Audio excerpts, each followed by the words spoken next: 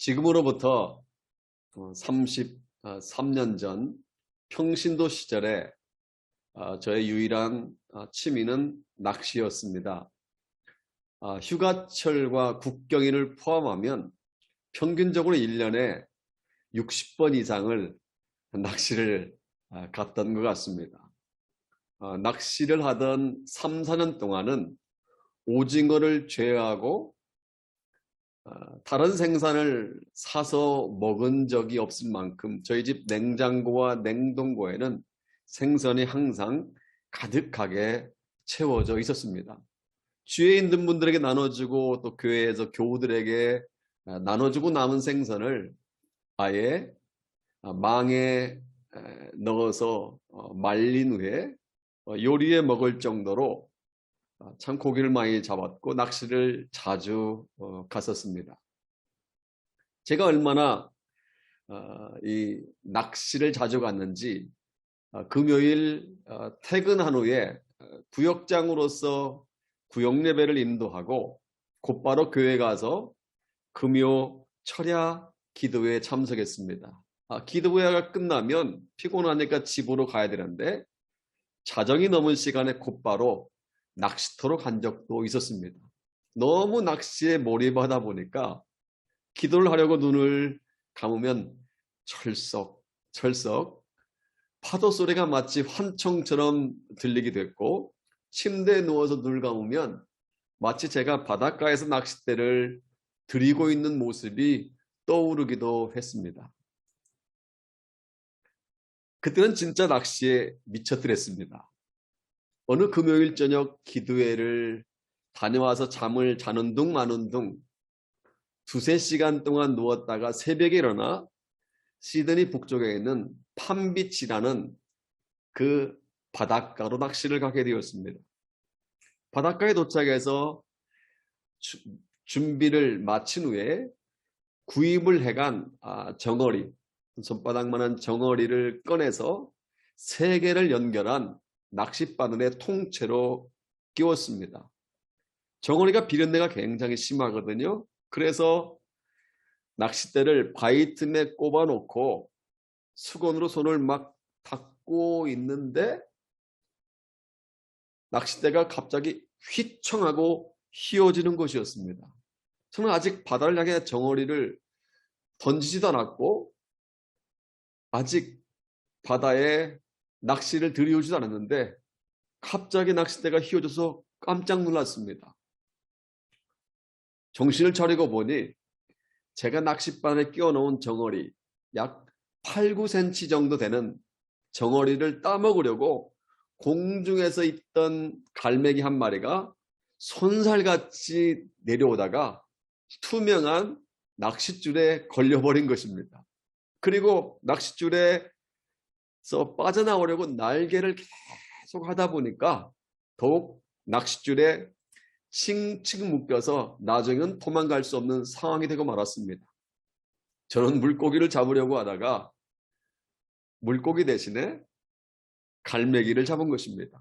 제가 낚싯줄에 걸린 그 갈매기를 풀어주려고 하자 갈매기는 더욱 날개짓을 하면서 제가 자기를 해하려는 줄 알고 제 손을 마구 부리로 쪼아대는 것이었습니다. 그래서 주둥이와 날개 쭉지를 한 손으로 함께 잡은 후 남은 한 손으로는 칭칭 날개 쭉지에 감겨있던 갈매기를 20분 동안에 걸쳐서 힘들게 풀어주었습니다. 그리고 저는 양손으로 잡고 있던 갈매기를 향해서 다시는 낚시터에 얼씬도 하지 말아라 소리치면서 공중을 향해 던졌습니다. 이제 갈매기는 하늘로 훨훨 날아가면 됩니다. 그런데 예상치 못한 일이 발생했습니다. 공중을 향해 힘차게 날아가야 할 갈매기가 이내 땅바닥에 떨어지는 것이었습니다. 알고 보니 낚싯줄에 걸렸을 때 자기 혼자 발버둥을 계속 치다 보니까 한쪽 날개가 심하게 다쳤던 것입니다. 제가 가까이 가니까 다시 날개짓을 하게 해서 날개짓을 했지만 한 2, 3m 떠오르다가 또 땅에 떨어지고 제가 가까이 가면 또 2, 3m 올랐다가 떨어지고 나중에는 날지도 못하고 떠오르지도 못했습니다. 그러니까 짜증이 났던지 나중에는 시도도 좋지 않고 엉금엉금 도망치기 시작했습니다. 나중에 아예 뒤뚱뒤뚱 가다가 뛰다가 걷다가 뛰다가 걷다가 반복하면서 저 언덕 뒤로 사라져 버렸습니다. 전 그 모습을 보면서 굉장히 귀한 깨달음을 얻었습니다. 두 가지 깨달음을 얻었습니다. 첫 번째 깨달음은요, 눈에 보이지 않는다고 없는 것이 아니라는 것입니다. 갈매기 눈에는 투명한 낚싯줄이 보이지 않았습니다. 그래서 허공에 매달린 것처럼 보이는 정어리를 향해서 돌진했다가 그만 낚싯줄에 걸려 버린 것입니다. 만약 우리가 눈에 보이지 않는다고 무시한다면 우리도 그 갈매기처럼 어려움을 당할 수 있다는 것입니다. 사단은요, 우리 눈에 보이지 않지만 분명히 존재합니다. 따라서 사단이 우리를 도적질하고 죽이고 멸망시키려고 한다는 사실을 기억하고 영적으로 깨어 있어야만 사단이 설치한 올무에 걸리지 않고 영적 싸움에서 승리할 수 있다는 것입니다. 두 번째 깨달음은요, 새는 날개 위에서는 반드시 두 날개가 필요하다는 것을 제가 그때 깨달았습니다. 이 말은요, 사실 히말라야 근처에 있는 티벳의 속담입니다. 새는 창공을 훨훨 날아가기 위해서는 날개의 균형이 필요합니다. 새에 있어서 날개는 액세서리가 아닙니다.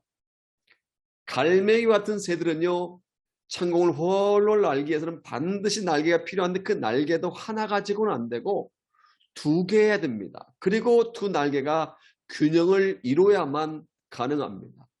양쪽에 있는 두 날개가 균형 있게 날개짓을 할 때 창공을 훨훨 날아갈 수 있다는 사실입니다. 근데 여러분, 날개에서 두 날개가 필요한 이 말이 우리의 인간 세계에도 동일하게 적용된다는 사실을 아십니까?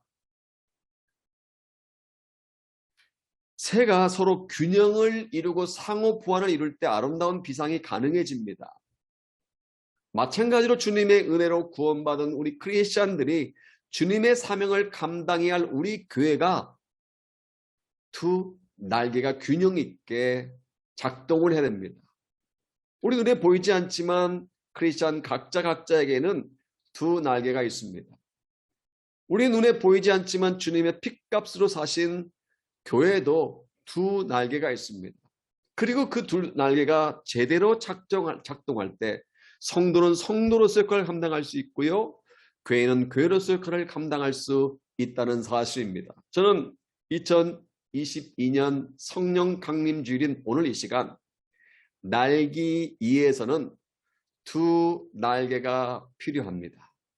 날기 위해서는 두 날개가 필요합니다라는 제목으로 함께 말씀의 은혜를 나눌까 합니다. 오늘 본문은요, 교회를 어느 정도 다닌 분들은 한두 번씩 들어본 말씀이기 때문에 내용에 대해서는 잘 아실 것입니다.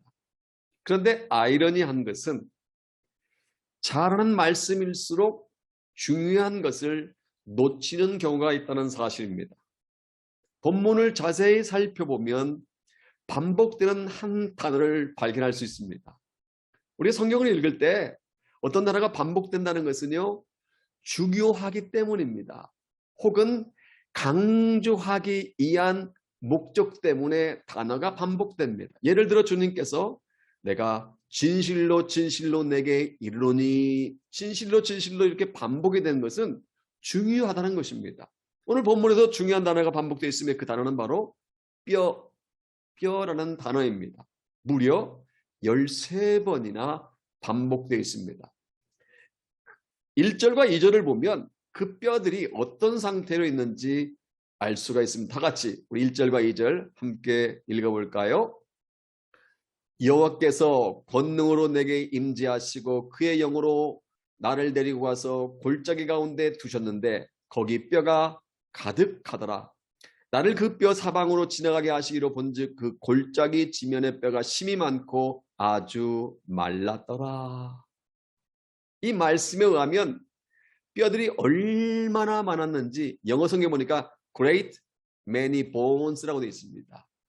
great many bones, 골짜기에 가득했다는 것입니다. 그런데 그 뼈들이요 아주 마른 상태, very dry한 상태였다고 성경은 말씀하고 있습니다.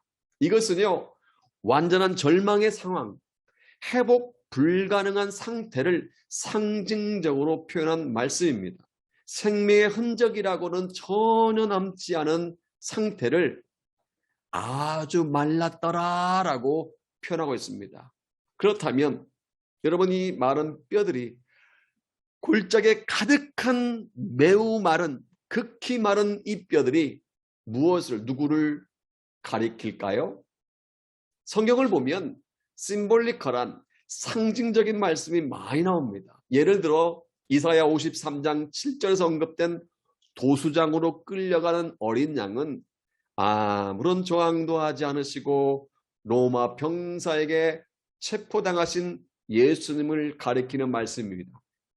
또한 민수기 21장 9절에서 언급된 장대에 매달은 노뱀은요 십자가에 매달리신 예수님을 가리키는 말씀입니다.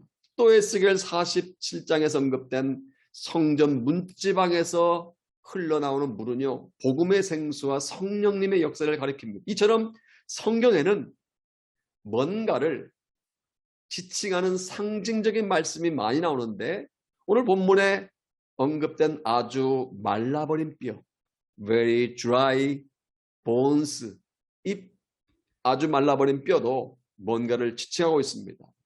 11절에 보면 이 말라버린 뼈가 무엇을 가리키는지 알 수가 있습니다. 11절 같이 읽어볼까요? 11절입니다. 또 내게 이르시되 인자야, 이 뼈들은 이스라엘 온 족속이라. 그들이 이르기를 우리의 뼈들이 말랐고 우리의 소망이 없어졌으니 우리는 다 멸절되었다 하느니라. 골짜기에 있는 이 수많은 마른 뼈들이 누구를 가리킨다고요? 이스라엘 백성들을 가리킨다고 말씀하고 있습니다. 그들은 주전 586년에 바벨론의 침공을 받았습니다. 당시 바벨론 제국의 느부갓네살 왕은 대군을 이끌고 물밀듯이 쳐들어와서 예루살렘을 함락시켰습니다. 그리고 성전 안에까지 쳐들어와서 사람들의 목을 베어버리고 성 안에 있는 각종 보물들과 집기들과 성전 기둥에 입힌 금붙이들까지 다 벗겨갔습니다. 그리고 당시에 유다 왕인 여호야긴을 개 끌듯이 쇠사슬에 묶은 채로 바벨론으로 끌고 갔습니다. 그러다 보니 이스라엘 백성들은 무시무시한 바벨론을 피해 애굽 등지로 뿔뿔이 피난을 가게 됩니다. 예루살렘에 남아있는 쓸만한 사람들도 바벨론으로 끌려갔습니다. 이제 예루살렘 성은 완전히 폐허가 되고 말았으니 더 이상 성 안에는 어디에서도 소망이라고는 찾아볼 수가 없었습니다. 또한 포로로 끌려가 이방 땅에서 고통스러운 하루하루를 보내는 이스라엘 백성들에게도 희망은 없었습니다. 바로 본문은 이렇게 용기를 잃은 채 아무런 소망도 없이 살아가는 무기력한 이스라엘 백성들을 very dry bones, 아주 마른 뼈, 매우 마른 뼈로 비유하고 있다는 사실입니다. 그런데요, 오늘날 우리 주위에도 보면 이러한 마른 뼈와 같이 희망을 상실한 채 절망 가운데 살아가고 있는 사람들이 많이 있습니다. 희망도 없고 소망도 없고 삶의 의미도 어디에서 찾아볼 수 없을 만큼 그저 하루하루를 보내는 마른 뼈 같은 상태에 있는 사람들이 많이 있습니다. 혹시 이 자리에 있을 수도 있습니다. 오늘 하나님께서는 마른 뼈와 같이 절망의 상태에 있는 분들에게 새로운 소망의 길을 제시해 주십니다. 마른 뼈처럼 완전히 절망하는 사람들에게 희망의 길, 소망의 길을 말씀하고 있습니다. 그리고 우리 크리스찬들에게 소망의 길, 희망의 길을 말씀하고 있습니다. 그렇다면 마른 뼈 같은 사람들에게 필요한 것이 무엇일까요? 두 개의 날개가 필요합니다. 첫 번째, 우리에게 필요한 날개는요, 말씀의 날개입니다. 말씀의 날개. 두 날개 중에 가장 먼저 필요한 것은 말씀의 날개입니다.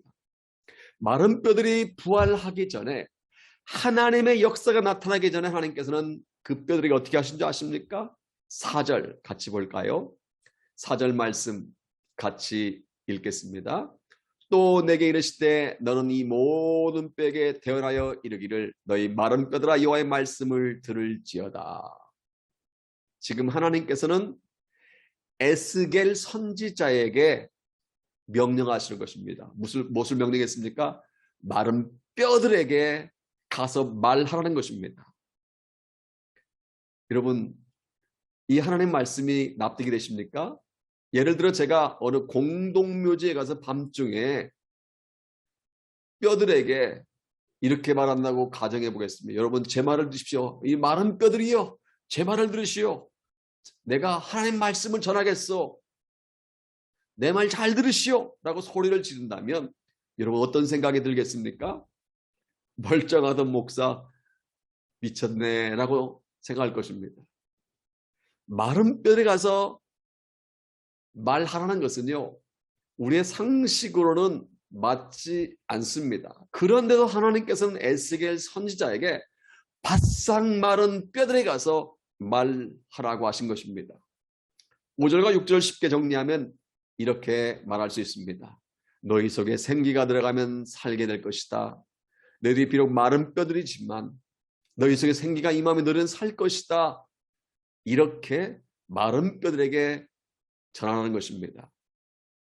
놀라운 것은요, 에스겔 선지자는 이해가 되지 않았지만, 상식에 맞지 않았지만 그 하나님 말씀대로 마른 뼈들에 가서 대언했습니다. 그때 어떤 일이 일어난 줄 아십니까?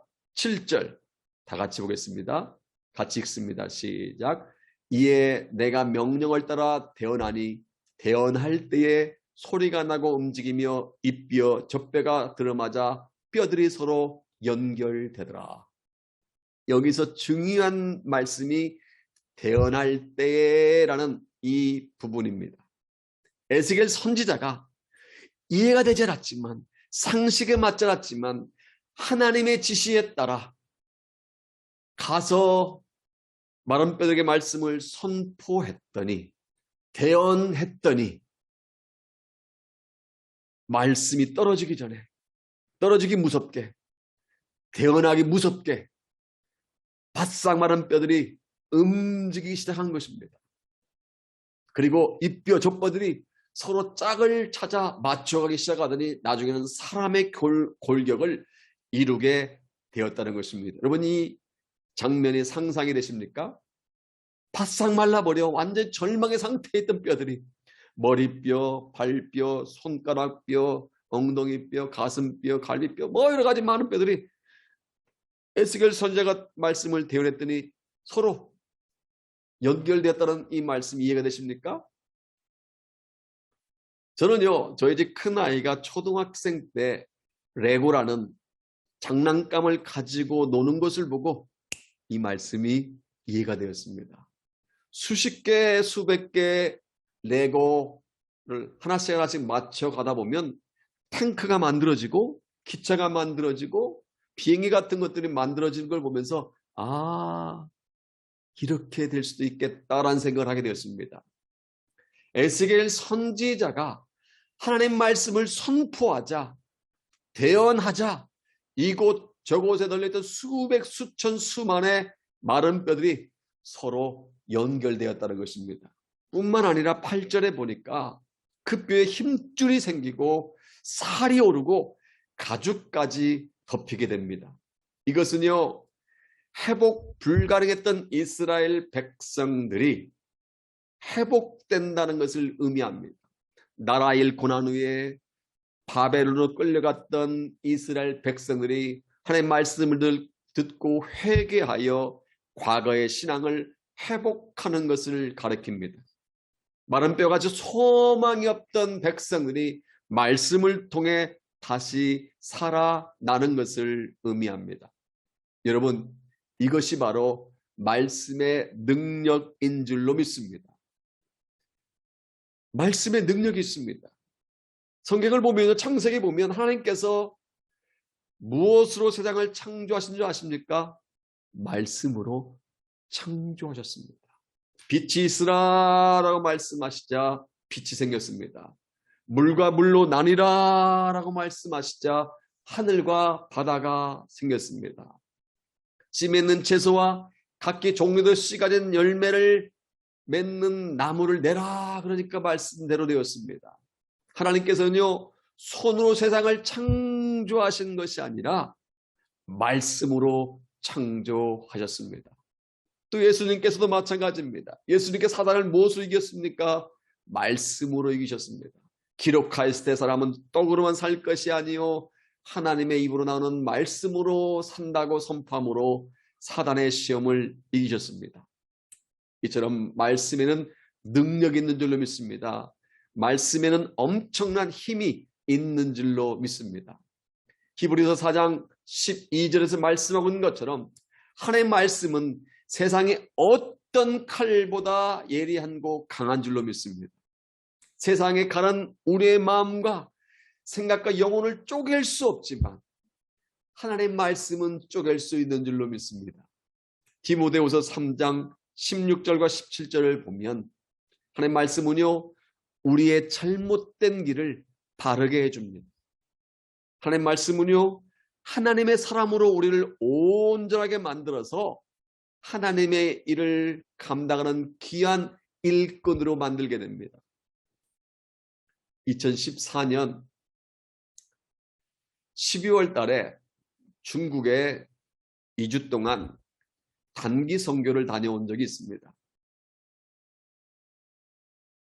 2014년이 아니고 2004년입니다. 2004년. 제가 크라이처치 있을 때 2주 동안 중국에 단기 선교를 다녀온 적이 있습니다.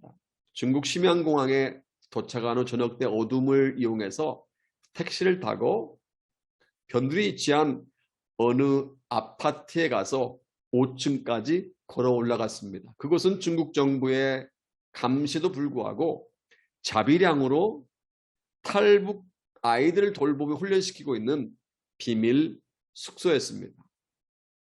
그 숙소를 섬기고 있는 조선족 출신 선교사님 부부가 정성껏 차려주신 저녁을 함께 먹고 은혜를 나누었는데 그때 나눈 이야기 중에 몇 가지가 기억이 납니다.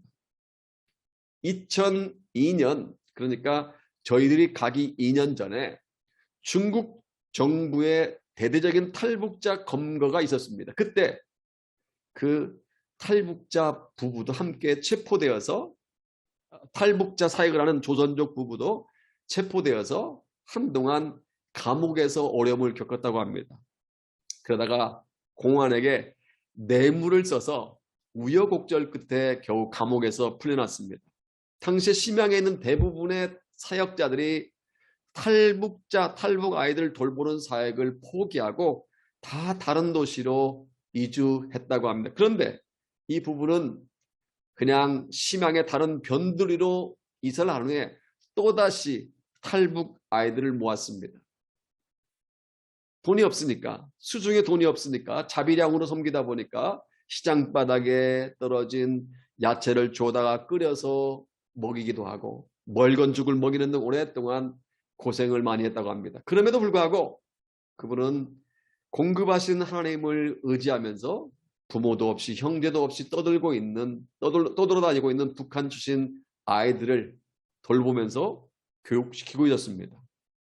그 선교사님이 탈북 아이 하나를 가르치면서 이렇게 말하는 것이었습니다. 목사님, 저 아이의 별명이 뭔지 아세요? 저 아이의 별명은요, 장군님의 딸입니다. 그러자 자기를 지칭한다는 걸 알고 있는 그 14살짜리 여자아이가 얼굴을 붉히면서 이렇게 말하는 것이었습니다. 선교사님, 이제 그 말은 하지 마시라고요. 선교사님, 이제 그 말은 하지 마시라고요. 그 아이는 처음 탈북자 숙소에 왔을 때 선교사님 부부가 김정일, 당시에 김정일 이야기만 하면 우리 장군님을 그렇게 말하지 마시라고요 하면서 막 열을 내고 눈에 살기가 등등한 눈을 가지고 그렇게 따졌다고 합니다. 그래서 너는 장군님의 딸이야 라고 별명을 붙여줬다고 합니다. 사소한 일에도 눈에 살기가 느낄 정도로 화를 내고 선교사님에게 대들고 자주 말썽을 일으켰다고 합니다. 그런데 밥을 먹기 전에는 반드시 일정 분량의 성경을 읽어야 한다는 그 숙소의 규칙에 따라야 하기 때문에 어쩔 수 없이 그 아이도 매일 성경을 통독했다고 합니다. 근데 놀라운 것은요, 그 아이가 성경 통독을 시작한 지 8개월 만에 아이가 변화되기 시작하더랍니다. 그리고 지금은요, 그때 당시 2004년 갔을 그때 가족이 있는 북한으로 다시 돌아가서 복음을 증거하겠다는 비전을 갖게 되었다고 합니다. 북한 돌아가면 다시는 중국 돌아올 수도 없고 중한 처벌을 받을 수 있고 심하면 평생 동안 수용소 밖으로 나올 수도 없는데 북한 선교사로 쓰임받게 기도하고 있다고 그 아이가 직접 고백한 것이 기억이 납니다. 여러분, 무엇이 14살짜리 그 아이를, 그 소녀를 이렇게 변화시켰을까요? 선교사님이요, 그 별도로 그 아이에게 성경 공부를 시키지 않았다고 합니다. 그렇다고 제자 훈련을 시키지도 않았고요, 어떤 다른 책도 준 적이 없다고 합니다. 그런데 무엇이 그 아이를 변화시켰을까요? 그 아이에게 8개월 동안 성경 통독만 하게 했다면 하나님의 말씀이 그 아이를 그렇게 변화시킨 것입니다. 사랑하는 여러분, 이처럼 하나님의 말씀에는요, 능력이 있는 줄로 믿습니다. 하나님의 말씀은 살았고 활력이 있기 때문에 하나님의 말씀을 들으면 들을수록, 하나님의 말씀을 읽으면 읽을수록 회복의 역사가 나타난 줄로 믿습니다. 좌우의 날이 선 어떤 것보다 예리해서 혼과 영과 관절과 골수를 찔러 쪼개기까지 하는 말씀을 접하면 접할수록 죽었던 영혼들이 다시 살아나는 역사가 나타난 줄로 믿습니다. 말씀에는요, 세상을 변화시킬 수 있는 힘이 있습니다. 사회와 가정과 개인을 변화시킬 수 있는 힘이 있습니다. 그래서 말씀이 선포되는 곳에 역사가 일어나야 합니다. 죽었던 심령들 다시 소생하는 역사가 일어나야 합니다. 또 말씀을 듣는 사람들 가운데 변화가 나타나야 합니다. 그러므로 저와 여러분들에게 이 말씀의 날개가 있기를 소원합니다. 우리 교회에 말씀의 날개에 문제가 생기지 않기를 소원합니다. 날마다 말씀을 가까이 함으로 말미암아 말씀의 능력을 체험하는 저와 여러분 되시기를 주님의 이름으로 축복합니다. 둘째로 우리에게 필요한 날개는요, 성령의 날개입니다. 말씀의 날개와 함께 우리에게는 성령의 날개가 필요합니다. 에스겔 골짜기에 널려있던 수많은 마른 뼈들은 하나님의 말씀을 듣고 이 뼈, 저 뼈들이 서로 연결되어서 나중에는 서로 사람의 형체를 가지게 되고 골격을 이뤘을 뿐만 아니라 피부도 생기고 여러 가지가 다 완벽하게 됐습니다. 하지만 그 속에 아직은 생기는 없었습니다. 여기서 생기란 생명을 의미합니다. 마른 뼈에 서로 연결된 사람의 모습을 띠고 있었지만 아직 그 안에 생명은 없었다는 것입니다. 그저 마네킹처럼 사람의 모양만 하고 있었다는 것입니다. 이제 그들에게 무엇이 필요합니까? 생기, 즉 생명이 필요합니다. 아무리 덩치가 크고 겉모습이 그럴듯하다 할지라도 생명이 없으면요, 아무런 소용이 없습니다. 생명이 있어야 피가 흐르고요, 맥박이 뛰고 심장에 고동 소리가 들리고 손발이 움직이고 입을 열어 소리를 지를 수 있습니다. 다시 말하면 살아나야 의미가 있는 것이지 죽어있는 상태는 아무 소용이 없습니다. 9절과 10절을 함께 볼까요? 9절 10절 같이 읽도록 하겠습니다. 또 내게 이르시되 인자야 너는 생기를 향하여 대언하라. 생기에게 대하여 이르기를 주 여호와께서 이같이 말씀하시기를 생기야 사방에서부터 와서 이 죽음을 당한 자에게 불어서 살아나게 하라 하셨다 하라. 이에 내가 그 명령대로 대언하였더니 생기가 그들에게 들어가매 그들이 곧 살아나서 일어나 서는데 극히 큰 군대더라. 에스겔 선지자는요, 인간의 모습은 하고 있었지만 아직 생기가 없는 마른 뼈들에게 생기야 사방에서 와서 이 죽음을 당한 자에게 불어서 살아나게 하라 라고 선포했습니다. 그러자 생기가 그들에게 들어갑니다. 생기가 그들에게 들어가자 어떻게 됐습니까? 곧바로 살아나서 엄청나게 많은 군대가 됩니다. 할렐루야. 상상할 수 없는 기적이 일어난 것입니다. 마른 뼈들이 살아나서 큰 군대가 된 것입니다. 무엇으로 인해서 이런 기적이 일어났습니까? 생기 때문입니다. 여기 생기란 히브리어로 르아우이란 단어인데 바람, 호흡, 영을 뜻합니다. 그런데 여기에서는 영을 지칭한다고 할 수 있습니다. 어떻게 할 수 있습니까? 다 같이 14절 함께 읽겠습니다. 내가 또 내 영을 너희 속에 두어 너희가 살아나게 하고 내가 또 너희를 너희 고국 땅에 두리니 나 여호와가 이 일을 말하고 이런 줄을 너희가 알리라. 여호와의 말씀이니라. 아멘. 이 말씀에서 주어가 누구입니까? 에스겔 선지자입니까? 여호와 하나님이십니까? 여호와 하나님이십니다. 그러니까 여기 생기는요, 내 영이라고 한 거 보니까 하나님의 영, 즉 성령을 의미합니다. 생기가 들어가며 다시 말하면 하나님의 영이, 여호와의 영이, 성령이 들어가며 그들이 살아났다는 것입니다. 이처럼 성령은 사람을 살리는 영인 줄로 믿습니다. 성령은 능력 있게 하는 영인 줄로 믿습니다. 성령은 마른 뼈같이 별 볼일 없는 사람도요 간 군사로 만드는 영입니다. 믿으십니까? 말씀만 가지고는 안 됩니다. 말씀 자체만 가지고는 간 군사가 만들어지지 않습니다. 말씀을 통해서 서로 연합은 될 수 있습니다만 강한 영적 군사로서의 능력을 발휘하지는 못합니다. 그런데 마른 뼈에 생기가 임할 때, 다시 말하면 마른 뼈에 하나님의 영, 성령이 임할 때 지극히 큰 군대가 되는 것처럼 생기가 임하면, 여호와의 영이 임하면, 성령이 임하면 저와 여러분들은 주님의 강한 군사가 될 수 있는 줄로 믿습니다. 성령의 능력을 받으면 하나님의 능력 있는 일꾼이 될 수 있는 줄로 믿습니다. D.L. 무디는요, 사실 목사는 아닙니다. 학교 근처도 가보지 않았지만 성령의 능력을 받은 이후에 세계적인 부흥사가 된 인물입니다. 그래서 어떤 분은 D.L. 무디 목사라고 하지만 정확히 말하면 D.L. 무디 선생이라고 하는 것이 옳습니다. 그가 처음 성령의 불을, 성령의 능력을 받았을 때 이야기입니다. 보통 목사들이나 설교가들이 자신의 설교가 끝나고 난 뒤 성도로부터 목사님 은혜 많이 받았습니다, 강사님 은혜 많이 받았습니다라고 하면 좋아합니다. 은혜 받았다는데 좋아하지 않을 사람이 어디 있겠습니까? 그런데 무디가 설교를 마치면 꼭 몇 사람이 와서 이렇게 말했다고 합니다. 목사님을 위해서 기도하겠습니다. 목사님을 위해서 기도하겠습니다.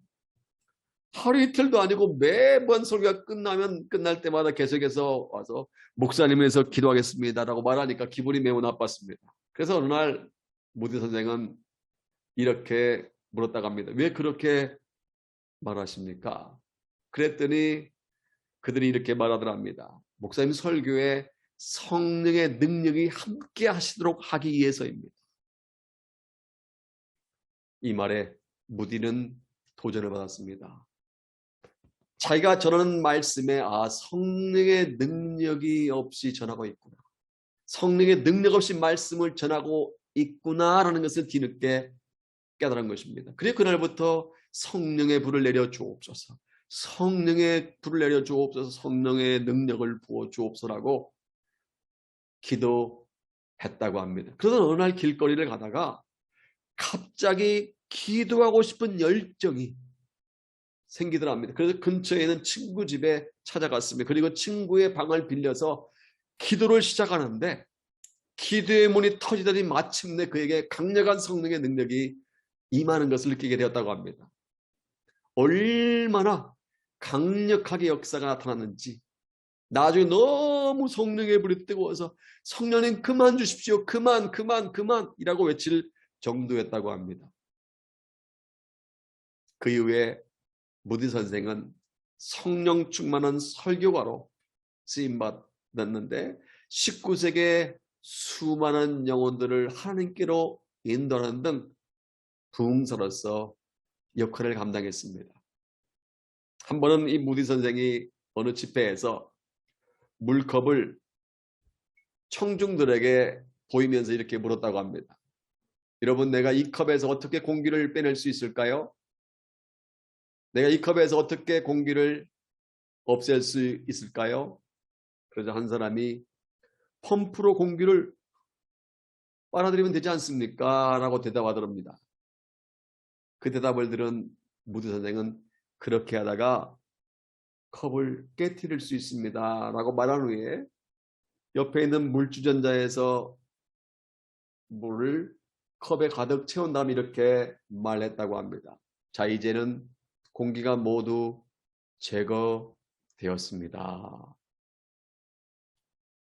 여러분, 이야기가 뭔가 우리에게 주는 교훈이 있지 않습니까? 우리가 물컵에서 공기를 억지로 빼려다가 잘못하면 컵을 깨트릴 수 있습니다. 마찬가지로 우리가 우리 심령에서 억지로 죄를 없애려고 하다 보면 부작용이 생길 수 있습니다. 죄를 짓지 말아야지. 죄를 없애야지. 라고 생각하면 생각할수록 우리 마음속에 뭐가 생긴지 아십니까? 죄의식이 생깁니다. 그리고 이 정죄의식이 쌓이다 보면 심령이 우울해지고요. 오히려 하나님으로부터 멀어지게 됩니다. 그러니까 억지로 죄를 없애려고 하면 할수록 하나님께 주신 기쁨보다는 죄의식에 빠져서 어려움을 당할 수 있습니다. 우리 삶 속에서 우리 마음 속에서 죄를 없애려면 다른 것이 채워져야 합니다. 무엇이 채워져야 됩니까? 성령이 채워져야 할 줄로 믿습니다. 성령께서 우리 심령 속에 충만하게 될 때 우리 마음속에 가라앉아 있던 각종 침전물과 더러운 허물들이 자연히 쫓겨나게 됩니다. 성령으로 충만할 때 우리는 죄와 싸워서 승리할 수 있고 무디 선생처럼 하나님의 영광을 위해서 쓰임받을 수 있습니다. 초대교회를 보십시오. 예수님께서 로마 병사들에게 체포당하시자 쟤들이 어떻게 했습니까? 36개 출행랑 도망을 쳐버리고 말았습니다. 그리고 중병에 걸린 환자들처럼 예루살렘 골방에 숨어 들어갔습니다. 그런데 하늘로 승천하시기 전 예수님께서 하신 말씀에 따라 마가다락방에 모여 10일 동안 간절히 기도하자 2000년 전 오늘 성령께서 그 자리에 충만하게 임했습니다. 그리고 그들은 성령 침례를 받고 성령 충만을 받고 예루살렘 시내로다가 모여있는 군중들이 담대히 선포했습니다. 너희가 회개하여 각각 예수 이름으로 침례를 받고 제사함을 얻으라. 도망쳤던 겁쟁이들이 36개 출행당했던 겁쟁이들이 어떻게 담대할 수 있었습니까? 성령의 충만함을 입었기 때문입니다. 사도행전 1장 8절에서 말씀하고 있는 것처럼 우리도 성령으로 충만하면 능력 있는 전도자가 될 수 있는 줄로 믿습니다. 사도행전 2장 46절에 보면 초대교회 제자들 성도의 모습이 기록되어 있습니다. 날마다 마음을 같이하여 성령의 모임을 힘쓰고 집에서 떡을 떼며 기쁨과 순전한 마음으로 음식을 먹고 성령으로 충만하면요 마음을 같이 하게 됩니다. 사단은 우리의 마음을 나눠지게 하지만 성령은 우리의 마음을 같이 하게 만듭니다. 또한 성령께서는 환경과 상관없이 우리에게 기뻐할 수 있게 합니다. 왜 그렇습니까? 성령은 갈라지게 하지 않고 하나 되게 하시기 때문입니다.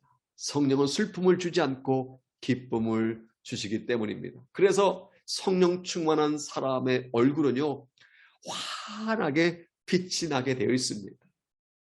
귀신에 쓰여 있는 사람, 악령에 사로잡힌 사람들은 얼굴이 쪄들어 있고 근심과 걱정을 하게 되지만, 성령으로 충만한 사람의 얼굴은요, 환하고 기쁨에 충만합니다. 또한 좌절했던 사람도 성령으로 충만하면 용기를 얻고 위로를 얻고 희망을 품게 됩니다.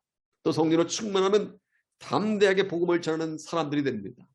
우리가 기억해야 할 것이 있습니다. 7월 강원도 홍천에서 복음을 전하고 영혼들을 주님 앞으로 인도하는 것을요, 우리 힘으로는 할 수 없습니다. 이번 주 토요일날, 오는 토요일부터 우리가 축호 전도를 하게 될 텐데, 우리의 힘으로는 열매가 나타나는 게 어렵습니다. 사단과의 싸움에 승리하는 것도요, 내 힘으로는 할 수 없고, 험난한 세상에서 기쁨과 평강 가운데 살아가는 것도 내 힘으로 할 수 없습니다. 오직 성령의 능력으로만 가능한 줄로 믿습니다. 성령의 능력이 임할 때, 성령께서 역사하실 때 우리가 전하는 팜플렛, 우리가 전하는 7월 첫째 주일에 우리 풍성한 교회 오세요, 잔치가 있습니다 라고 하는 말에 반응하고 호응할 수 있는 것입니다. 사랑하는 여러분, 성령의 도우심을 구하시기를 바랍니다. 성령님을 사모하시기를 바랍니다. 성령 충만을 위해서 기도하시기를 바랍니다. 인격을 가진 성령께서는 사모하는 사람에게 은혜를 부어주시고 간절히 구하는 사람에게 충만케 주실 줄로 믿습니다. 사랑하는 하모니가 여러분, 이제 한 이야기를 소개하고 말씀을 맺겠습니다.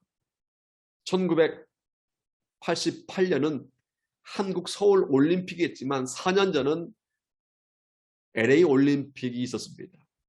당시에 미국 올림픽 관계자들이 1984년 LA 올림픽을 준비하면서 어떻게 하면 온 세계가 놀랄 정도로 멋지게 할 수 있을까?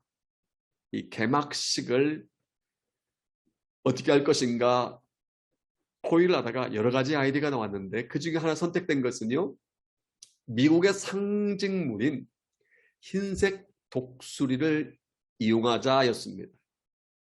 서쪽 창공에서부터 흰색 머리 독수리가 날아와서 주 경기장을 비행을 하다가 올림픽 오륜기가 있는 곳에 사뿐히 앉게 하는 아이디어였습니다. 그래서 조류학자와 조련사들이 야생 독수리로는 불가능하고 집에서 키우는 관상용 독수리를 이용하자 해서 찾아낸 것이 밤비라는 이름을 가진 관상용 독수리였습니다. 이 밤비는 야생이 아니기 때문에 잘 날지 못했습니다. 그래서 계속적으로 훈련시키고 날기 연습을 시켜서 연습 비행에 들어갔습니다. 이 독수리가 주 경기장 메인 스타디움 서쪽에서부터 날개를 하면서 날아오른 것까지는 성공했습니다. 이제 오륜기 깃대에 앉으면 됩니다. 그런데 갑자기 경기장 중앙에서 하늘로 급강하더니 급추락해서 그 자리에서 죽고 말았습니다. 난리가 났습니다. 올림픽을 얼마 앞두고 이제 밤비가 죽어버렸으니 큰일 났습니다. 전문가들이 원인을 분석한 결과 문제점을 찾았습니다. 이 밤비라는 관상용 독수리가 야생이 아니기 때문에 한쪽 날개가 제대로 성장하지 못해서 밸런스가 깨졌다는 것을 알게 되었습니다. 그래서 날 때 양쪽 날개의 균형을 상실해서 급추락했다는 것을 밝혀냈습니다. 여러분, 새 한쪽 날개는 큰데 다른 한쪽 날개가 작으면 이 새가 설사 하늘에 날아오른다 할지라도 평형을 유지하기 어렵습니다. 만일 한쪽 날개 쭉지가 부러졌다면 그 새는 하늘에 날아오를 수가 없습니다. 설사 날아올랐다 할지라도 얼마간 퍼덕거리다가 공중에서 돌멩이처럼 추락하고야 말 것입니다. 이것은 개인의 인생에서도 목사의 사역에서도 교회에서도 동일하게 적용되는 말입니다. 목사가 능력 있는 사역을 감당하려면 두 날개가 필요합니다. 크리스찬이 능력 있는 크리스찬이 되려면 두 날개가 필요합니다. 교회가 능력 있는 교회가 되려면, 건강한 교회가 되려면, 하나님께 쓰임받는 교회가 되려면 두 날개가 필요합니다. 무슨 날개입니까? 말씀의 날개와 성령의 날개를 가져야 할 줄로 믿습니다. 우리는 좌우의 날이 선 것보다 예리하여 혼과 영과 관절과 골수를 찔러 쪼개기까지 하는 하나님의 말씀의 날개를 가져야 할 줄로 믿습니다. 그러나 말씀의 날개만 가지고는 안 됩니다. 말씀을 통해서 마른 뼈가 서로 연합은 됐습니다만 강한 영적 군사가 되지는 못했습니다. 그러나 마른 뼈에 생기가 임했을 때, 성령께서 임했을 때 큰 군대가 된 것처럼 성령의 날개가 있을 때 저와 여러분들이 하나님의 영적 군사가 될 수 있는 줄로 믿습니다. 바라기는 말씀의 날개와 성령의 날개 두 날개를 통해서 세상에서 승리하는, 하나님께 귀하게 쓰임받는 주님의 강한 군사를 되시기를 주님의 이름으로 축복합니다. 우리 월드 하모니 공동체가 말씀의 날개와 성령의 날개, 목사가, 성도가, 우리 모두가 말씀의 날개와 성령의 날개 두 날개를 가지고 하나님께 쓰임받는 귀한 역사가 나타나기를 주님의 이름으로 축복합니다.